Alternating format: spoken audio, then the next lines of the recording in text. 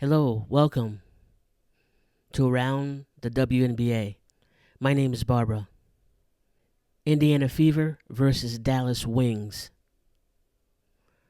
Too many turnovers. And what were the refs doing? Let's get into it.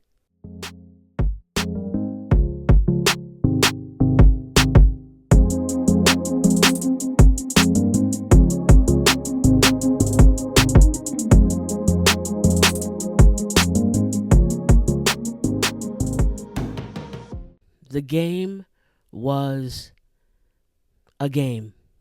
Early on in the game, the Dallas Wings were making their position known. They were taking up space on the court, scoring and then scoring. Indiana Fever also began to score. However, in the first quarter, there were way too many turnovers. Way too many. And it's not that the Dallas Wings didn't turn over the ball as well. However, the turnovers that the Indiana Fever did gave the Dallas Wings more points. You cannot win a game unless you have adequate defense, unless you disrupt your opponent's plan of action. And for the Dallas Wings, they were doing that wonderfully during the game, for the most part. Indiana Fever, it was spotty in places where they actually were in operating a defense scheme, but then it went away, it came back, and then it went away. So their defensive powers or their defensive stance wasn't consistent throughout the whole game, from the first quarter to the fourth quarter. And, they weren't able to get the number of points that they wanted to have in terms of their shooting. So their offense was not up to par. And this led to the Dallas Wings winning. Even though it was one point win, it was a 1 point win. But the Dallas Wings played basketball. They were in it to not lose. The Indiana Fever, even from the first quarter on, for the most part, is that they were just all over the place. Communication was not where it needed to be. They were not, coordinated. So you can tell the difference that it makes when you have a point guard that's directing the show. Now, granted, Odyssey, Sims was new, and so we give us some grace there. However, it really is about the person being able to, or the point guard being able to direct the players and really get in there and take leadership. And we saw a lack of that in the game, unfortunately. Also, transitional points. We could have done better. Indiana Fever could have done better in that area. As far as just, overall, the game was not up to par to where the Indiana Fever have been playing or can play. And so even this was a very close game. We saw it's 81 to 80. Very close game. However, the Indiana Fever, if they had have picked up their defense, been communicating on the floor better, took better shots, if their balls were going into the cup more often, if they weren't, so scattered, here and there, they could have won that game. They could have won that game.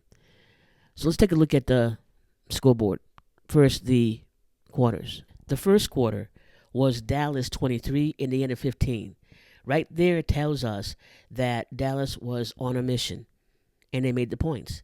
They kept the Indiana Fever from scoring more than 15 points. Second quarter, Dallas 19, Indiana 27. Now, this was the quarter for the Indiana Fever. They made a push, and they scored, and it was good to see. We had hope at this point. Then it was the third quarter, Dallas 25, Indiana 13. This let us know right here What's going on, Indiana? What's happening? They were turning over the ball. They weren't hitting the buckets. They weren't making the shots. They looked a little confused and dazed. They were dribbling too much and not passing as often. Okay, then the fourth quarter, 14 Dallas, 25 Indiana. This is a little too late. They did well in scoring for that fourth quarter. However, it was a little too late. Down to the last few, seconds of the fourth quarter, Kelsey gets the ball, tries to get it into the hoop in time, and misses it altogether. So, hence 81-80. So the Indiana Fever were off a little bit. We can tell that, and the Dallas Wings were just, on their game. They were actually playing better than I had seen them play, and that was without Enrique being on the court. Okay, Seacrest was going after it. But Beckers was going after it. Dallas Wings, Seacrest, 22 points. Berger, 2 points. Beckers, 16 points. Jones, 5 points. From the bench, Hines Allen, 8 points. Miller, 3 points. Uru, 20 points. Quinterly, 5 points. Enrique was out with a right knee injury, and Taisha was out with a left knee injury. And as far as 3 points made, Seacrest 3 of 5, Hines Allen 1 of 3, Miller 1 of 2, Uru 2 of 6, and Quinterly 1 of 2. Indiana Fever. Howard 12, Boston 14, Mitchell 24 points. So she did really well. Cunningham 14 points. Really well. It's good. On the bench, Dantas 3 points. Turner 2 points. Bibby 11 points. And as we know, Colson and McDonald and Clark did not play. 3-pointers, Mitchell 4 of 7. Cunningham 2 of 4. Bibby 3 of 3. Well, and Chloe Bibby was on point. When the ball came to her and it was time to make a 3-pointer, she got 3 for 3. So she did really well. This just goes to show that she might need to be in the lineup more often. Keep her being hot more often.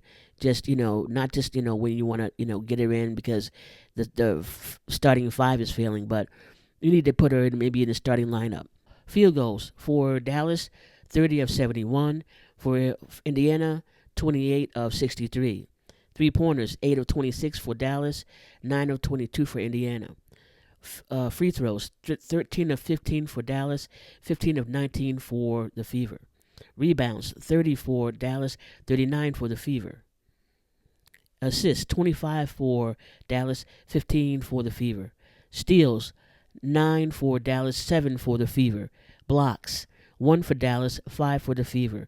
Turnovers, 14 for Dallas, 18 for the Fever.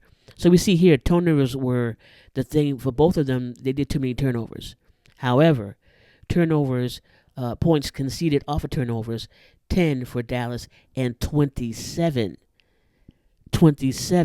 for the Fever. That's way, way too much. Way too many points given. Fast break points, 18 for Dallas, 11 for the Fever. Points in the paint, 38 for Dallas, 34 for the Fever. Fouls, 19 for Dallas, 17 for the Fever. Flagrant fouls, there was 1, and that was on Cunningham. Largest lead, 17 for Dallas and 6 for the Fever. So regarding the Fever and the Wings, that was their final meeting. They had met 4 times. Indiana won 3, and of course Dallas won 1, which was the 81-80 final for their last game. Let's just say a little bit here. There were times in the game where the refs made calls that were kind of questionable. I have a couple of clips here, or at least one clip here. Here you can see Yuri's got Boston pinned down by the arm under her arm, but the ref is looking right at it and didn't see it. Was this a reckless closeout by Berger, or was it a common foul? You tell me.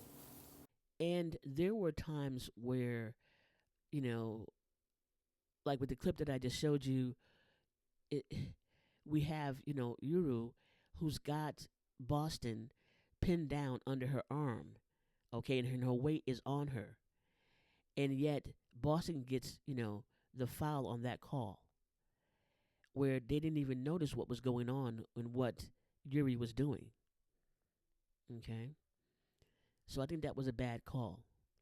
And then, there were times where there's one time in the game where I think it was Beckers who actually shoved or pushed, like really literally pushed with both hands. I think it was Cunningham that was guarding her. And they didn't do anything, and you have refs on at least three sides of the court, and no one saw that. So there were some times where the calls that should have been made by the refs didn't get called, and then there were calls that were being made that weren't great calls. The refs got to still get it cleaned up, what they're doing on the court, because what they're doing is not helping the game. It's not helping their reputation, and it's not helping the game. Okay, so the refs got to get it together. Refs, please get it together, please. So the game was what it was, and Dallas was just better at what they were doing during the game.